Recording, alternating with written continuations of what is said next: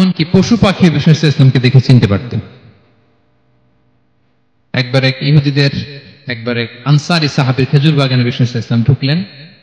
এক উট এসে কাঁদতে লাগলো বিষ্ণু ইসলামের কাছে। বিষ্ণু নবী আদর করে দিলেন। কানে কানে কি যেন বললেন। বিষ্ণু ইসলাম সাহাবাদের বললেন, তোমরা জানো সে কি বলেছে? সে বলেছে যে তার মনিব তাকে দিয়ে কাজ করায় অনেক, কিন্তু খাবার দেয় না। বিষ্ণু ইসলামকে সে চিনতে পেরেছে, বিষ্ণু ইসলামের কাছে এসে অভিযোগ দিয়েছে। এবং তিনি যখন নবী হবেন ভাব 6 মাস আগে দিয়ে, নবী হওয়ার আগে দিয়ে কিছু কিছু ঘটনা ঘটতো। বিষ্ণু ইসলাম বললেন, আমি প্রায় যখন মক্কার উপত্যকার পাশ দিয়ে যেতাম, বিভিন্ন পাথরের মধ্যে থেকে আমি আওয়াজ শুনতাম, আসসালামু আলাইকা ইয়া রাসূলুল্লাহ। মদিনায় অবস্থানরত অবস্থা বিষ্ণু ইসলাম বলেছেন যে এখন যদি আবার মক্কায় যেতে পারতাম, তোমাদেরকে পাথরটা দেখাতে পারতাম। আমি পাহাড়ের পাশ দিয়ে যখন যেতাম, পাথর থেকে আওয়াজ আসতো, আসসালামু আলাইকা ইয়া রাসূলুল্লাহ। তার মানে পাথর নবীকে চিনতো কি চিনতো না? বলেন বলেন। তাহলে প্রাণী চিনেছে নবীকে, পাথর চিনেছে, গাছ গাছ নবীকে চিনত। মসজিদে নববীতে খেজুরের গাছ দিয়ে পিলার করা হতো। বিষ্ণু ইসলাম একটা খেজুর গাছের মরা খেজুর গাছের পিলারের মধ্যে হেলান দিয়ে তিনি খুতবা দিতেন। বিষ্ণু নবীর বড় কষ্ট হতো। এক সাহাবী বলেন, ইয়া রাসূলুল্লাহ, আমার একজন কাঠ মিস্ত্রি পরিচিত আছে, আপনি বললে আপনাকে একটা মিম্বার বানাই দিব। কি বানাই দিব? মিম্বার চিনেন তো না? কি করে জুমার খুতবা দেয় না বসে? সাহাবী বলে, ইয়া রাসূলুল্লাহ, আমার এক কাঠ মিস্ত্রি আছে, আমি একটা মিম্বার বানাই দিব আপনাকে, আরাম হবে, বসে বসে খুতবা দেবেন। বিষ্ণু ইসলাম ঠিক আছে, নিয়ে আসো।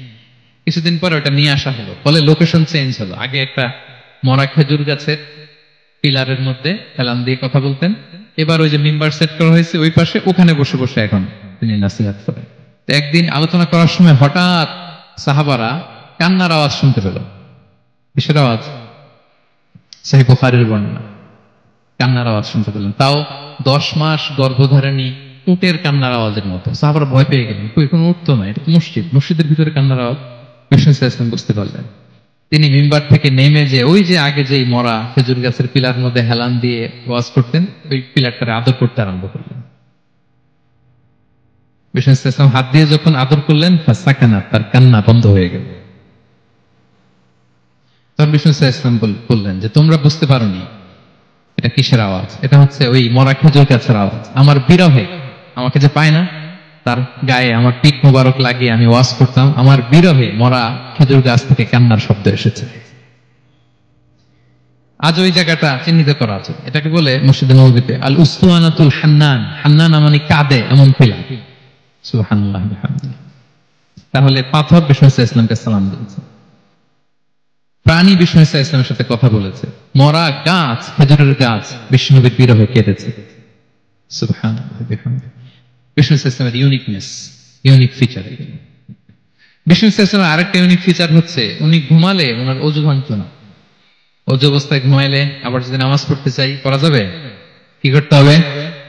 অজু করতে হবে। কিন্তু বিষ্ণু ইসলাম ঘুমালে অজু ভাঙত না।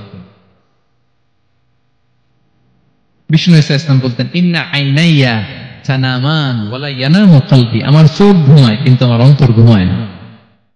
সর্বাবস্থায়, জাগ্রত অবস্থায়, ঘুমন্ত অবস্থায় বিষ্ণু ইসলামের হৃদয় আল্লাহর জিকিরে ব্যস্ত থাকত। ইবনে আব্বাস রাদিয়াল্লাহু তাআলা আনহু তিনি বর্ণনা করেন, তিনি বলেন, আমি একবার আমার খালার বাড়িতে রাতে ঘুমাতে গিয়েছিলাম। ছোট মানুষ তখন ইবনে আব্বাস, রাসূল সাল্লাল্লাহু আলাইহি ওয়াসাল্লাম ওনার খালু, আবার রাসূল সাল্লাল্লাহু আলাইহি ওয়াসাল্লাম কাজিন, চাচাতো ভাই, অনেক সম্পর্ক, বয়সে ছোট। বললেন যে রাতে আমার খালা মাইমুনা, রাসূল সাল্লাল্লাহু আলাইহি ওয়াসাল্লামের একজন স্ত্রী, আমাদের আম্মা জান মাইমুনা বিনতুল হারিসের বাড়িতে আমি ঘুমাতে গেলাম। আমি ফলো করতাম নবী কি করতেন। দেখলাম মাঝরাতে তিনি উঠলেন, উঠে তাহাজ্জুদের নামাজ পড়লেন। কি বললেন? তাহাজ্জুদ পড়লেন। পরে বিষ্ণু ইসলাম একটু ঘুমালেন। এমন ঘুম, হাত্তা সামি'তু গতীতা, ঘুমালে গভীর ঘুমের কারণে শ্বাস প্রশ্বাসের একটা মৃদু শব্দ হয় না বাতাসের? দেখেন কত চমৎকার পর্যবেক্ষণ করতেন তিনি। ইবনে আব্বাস বলেন, হাত্তা সামি'তু গতীতা সাউতি, তার ঘুমের কারণে শ্বাস প্রশ্বাসের যে আওয়াজ, শ্বাস আসতেছে বের হচ্ছে, এটাও আমি কানে শুনতে পেলাম। মানে ভারী ঘুম। তার মানে কি? ভারী ঘুম। তারপর দেখলাম বেলাল ফজরের আজান দিল, বিষ্ণু ইসলাম ঘুম থেকে উঠে আবার নতুন করে ওযু না করে যে ফজরের নামাজ পড়া যায়। কেন? কারণ উনি আমাদের মতো ঘুমালে ওযু ভাঙত না। Uniqueness, unique feature of prophet Muhammad সাল্লাল্লাহু আলাইহিস সালাম উনি ঘুমালে ওযু ভাঙতো না। বিষ্ণু ইসলামের আরেকটা ইউনিক ফিচার হচ্ছে তিনি যখন নামাজে দাঁড়াতেন তিনি সামনে যেমনি দেখতে পেতেন পিছনেও তেমনি দেখতে পেতেন। সুবহানাল্লাহ। আপনি দেখেন পিছনে? হ্যাঁ, আচ্ছা, গাড়িতে বসলে অবশ্য যে ক্যামেরা লাগায় দেখা যায় এখন, না? রাসূল সাল্লাল্লাহু আলাইহি ওয়াসাল্লাম সামনে কেবলায় যেরকম দেখতেন পেছনেও দেখতেন।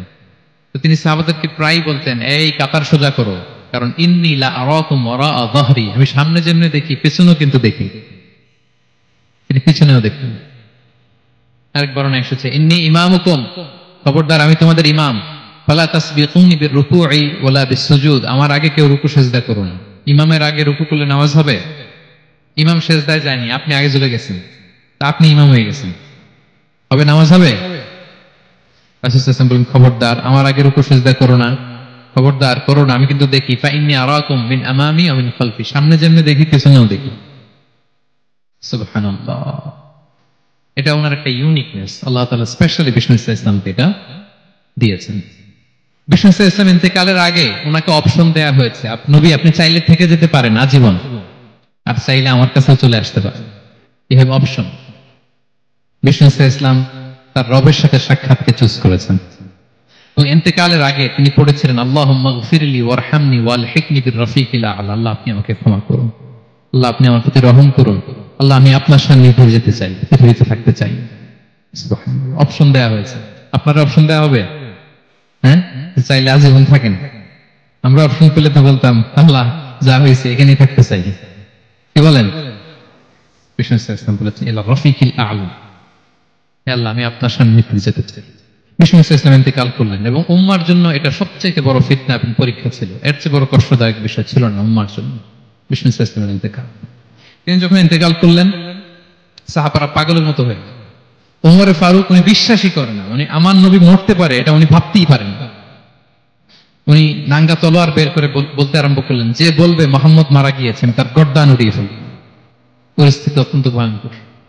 আবু বকর রাদিয়াল্লাহু তাআলা আনহু তিনি আয়াত তেলাওয়াত করলেন, ওমা মুহাম্মাদুন ইল্লা রাসূল ক্বাদ খালাত মিন ক্বাবলিহির রুসুল,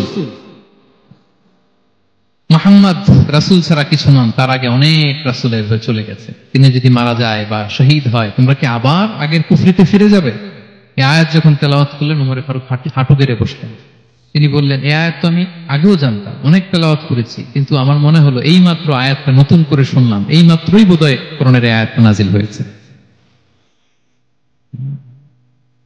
সাকিফায়ে বনু সাঈদার মধ্যে সবাই বসে আবু বকর রাদিয়াল্লাহু তাআলা আনহুকে খলিফা হিসেবে নির্বাচিত করা হলো। বিষ্ণু ইসলামের ইন্তেকাল শেষ, গোসল দেয়া শেষ। আমরা যেমনি মারা গেলে আমাদের জামা খুলে অন্য একটা জামা পরিয়ে গোসল দেয়া হয়, বিষ্ণু ইসলামের ক্ষেত্রে এটা হয়নি। ওনার গায়ের জামা খোলা হয়নি, যে জামাটা ছিল ওই জামাটার উপরে গোসল দেয়া হয়েছে, ওনার ইউনিকনেস। এবং বিষ্ণু ইসলামের জানাজার নামাজে কেউ ইমামতি করেনি। কে হবেন ইমাম? উনি তো ইমাম, গোটা বিশ্বের ইমাম, ঠিক কিনা বলেন? কে হবে ওনার জানাজার ইমাম? কেউ না।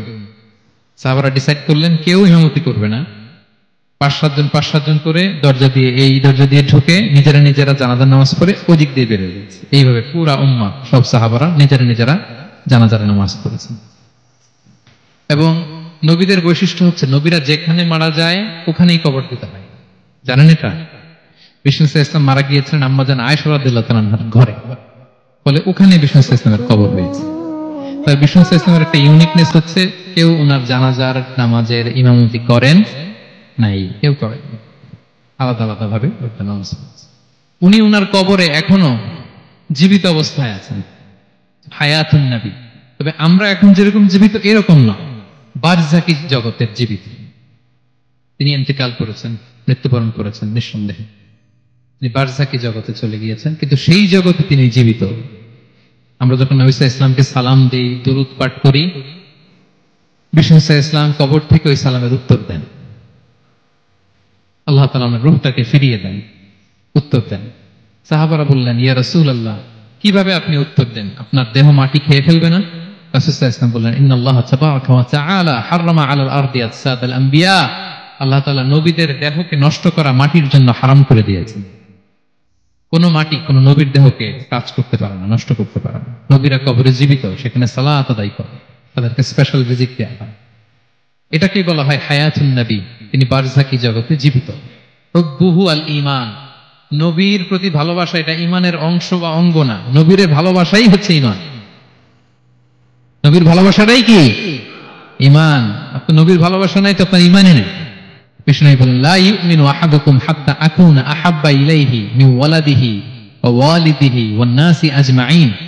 বিষ্ণু বলেন, সে প্রকৃত মুমিনই হতে পারবে না যতক্ষণ না সে তার সন্তানের চেয়ে, তার পিতার চেয়ে, দুনিয়ার সবকিছুর চাইতে আমি নবীকে যদি বেশি প্রায়োরিটি না, আমি নবীকে যদি সবচেয়ে বেশি ভালো না বাসে, সে মুমিনই হতে পারবে না। তাহলে আমাদের হৃদয়ে সবচেয়ে বেশি থাকতে হবে বিষ্ণুর ভালোবাসা, ঠিক কিনা বলেন? বিষ্ণু সাল্লাল্লাহু আলাইহি ওয়াসাল্লাম যখন এই হাদিস বললেন যে সবচেয়ে যদি আমাকে কেউ ভালো না বাসে, সে মুমিন নয়, ওমর ফারুক তো অবাক হয়ে গেলেন। উনি কিছুক্ষণ আগে বলতেছিলেন যে ইয়া রাসূলুল্লাহ, আমি আপনাকে সবচাইতে বেশি ভালোবাসি, তবে ইল্লা নাফসি, আমার নিজের আত্মাটারে আমি এর চেয়ে বেশি ভালোবাসি, সবচেয়ে বেশি ভালোবাসি আমার আত্মাটারে, এরপরে ভালোবাসি আপনাকে। রাসূল সাল্লাল্লাহু আলাইহি ওয়াসাল্লাম বললেন, লা ইয়া ওমর, তোমার ঈমান এখনো পূর্ণ হয়নি। ওমর ফারুক অবাক হলেন, শকড। তিনি বললেন, এতে যদি আমার ঈমানই পূর্ণ না হয়, যার কারণে আমি আখিরাত চিনলাম, জান্নাত চিনলাম, আল্লাহর পরিচয় পেলাম, তিনি তো আমার কাছে সবচেয়ে বেশি প্রিয়, মুহূর্তেই তিনি দ্ব্যর্থহীন কণ্ঠে ঘোষণা করলেন যে ইয়া রাসূলুল্লাহ, ঠিক এই মুহূর্ত থেকে দুনিয়ার সবকিছু, এমনকি আমার নিজের জানের চাইতেও, আত্মার চাইতেও আমি আপনাকে বেশি ভালোবাসি। বিষ্ণু বললেন, সহিহ বুখারীর বর্ণনা, আল আন ইয়া উমর, উমর এখন কামুলা ঈমানু, এই মাত্র তোমার ঈমানটা পরিপূর্ণ হয়েছে। তাহলে আপনি যদি সিরাত পড়েন, আপনার ঈমান পূর্ণ হবে, ঈমানের পূর্ণতা প্রাপ্তি হবে। এবং আল্লাহর ভালোবাসা যদি আমরা পেতে চাই, আল্লাহ বলেন ফাত্তাবিউনি ইউহিব্বুকুমুল্লাহ, যদি আল্লাহর ভালোবাসা চাও নবী সাল্লাল্লাহু আলাইহি ওয়াসাল্লামের অনুসরণ করো, এটা আবশ্যক করতেই হবে। তাহলে সিরাত যদি আমরা পাঠ করি, তার বিষ্ণু সাল্লাল্লাহু আলাইহি ওয়াসাল্লামকে অনুসরণ করার প্রেরণা আমাদের মধ্যে আসবে।